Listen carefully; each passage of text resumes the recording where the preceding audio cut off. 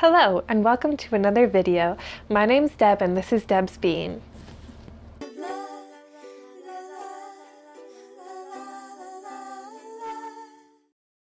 been a while since I posted, so welcome back. It's nice to see y'all again. Thanks for coming back and checking me out. Today's video is going to be a tiny bit different than my other videos. Instead of going for a more tutorial style, I'm going to do more of a making of style because I'm not a professional. I don't really know what I'm doing. I kind of know what I'm doing. I'm not a professional, so my way might not technically be right, but I really enjoy making what I make, and I thought you'd like to see more of the process behind my projects. You know, modern fashion these days, it's really hard to get a dress that's the right length. They either make the dresses too short or too long, and I like a mid-length.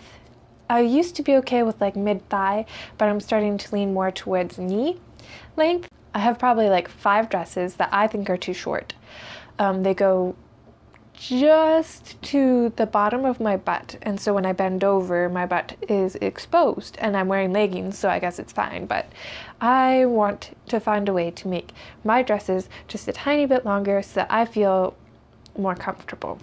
I would call this style that I'm going after Mori, which is like the Japanese style of like forest girl. I really like that style. I wear the wrong colors for it, but I like the way that it looks.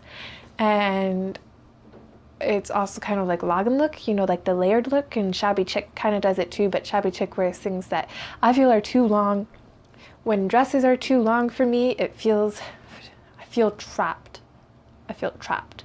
But I love wearing dresses, and when they're too short, then I feel exposed. So there's just like a very small comfort range in the middle, and so this skirt will help me achieve that more easily. For me, it works to make just one skirt that I can wear under pretty well all my clothes, because all my clothes are either blue, gray, black, or white. But I am thinking of starting to wear green again, but we'll see, because blue's my favorite color. I'm just drawn to it, you know. I'll see you at the end, I guess. Okay, bye! This is everything I thought I might need. A black slip skirt, a blue slip skirt, which I already cut a rectangle out of for another project that has a nice detailing at the hem, some lavender gray fabric that used to be the lining of a skirt,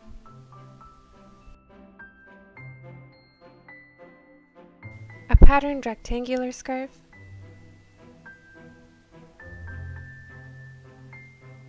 a circle scarf that is quite sheer, some loosely woven light blue fabric,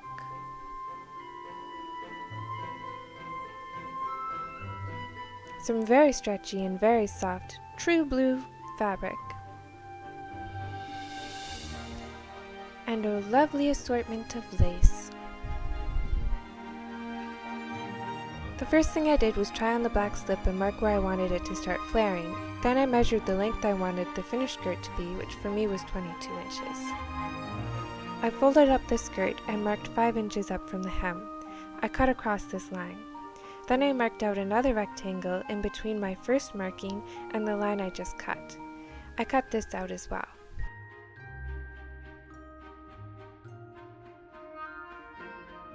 I also cut across at my first marking. And I was left with 3 tiers. Then I tried out many different layouts of lace, none of which I particularly liked.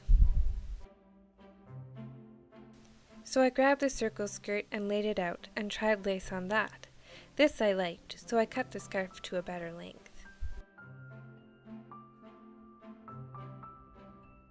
Then I sewed some nice thick lace around the top and cut the trailing end off. At this point I decided I was actually going to make 2 skirts, a tiered one and a lace one, so I cut the waistband off the blue slip skirt. I sewed a basting stitch along the top of the middle tier of the black skirt and clipped it to the bottom of the top tier, gathering it as I clipped. I sewed this together. I repeated the process with the bottom tier, gathering it to the middle tier, and then this skirt was done. Grabbing the blue waistband and the ruffled scarf, I clipped them right sides together and secured it with thread.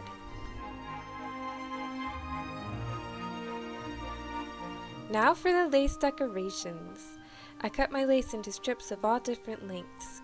Once cut, I began to pin a strip across the bottom of the skirt, making sure to always grab a different type of lace for a more interesting texture. I only used white lace in different shades because I thought it looked nicer. Once the first row was pinned, I sewed it into place. For the second row, I grabbed the shortest lace first and placed it just so it covered the line of stitching. Then I continued my haphazard pattern around. I was able to complete 3 rows before I ran out of lace that I thought was long enough. I will have to collect some more lace to cover the scarf.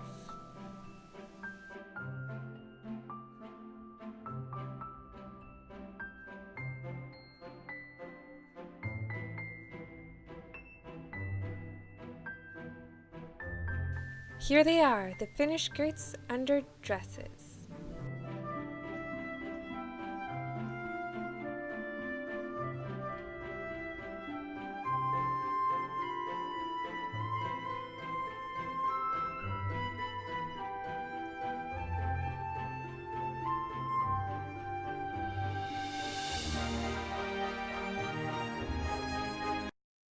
So that was my process. I think that it turned out pretty good. I am especially fond of the lace one. I have to collect more lace, obviously, to make it more lacy. I think that skirt would be excellent if it was like completely covered in lace from the top band of lace to the bottom. It would be like a lacy crinoline type petticoat type deal, and I think that would be gorgeous. The other skirt, the black one, is quite simple, and I'm sure that that will be very useful as well for a more simple look. Well, that's the end of this video. I hope you enjoyed it, and I will see you next time. Bye!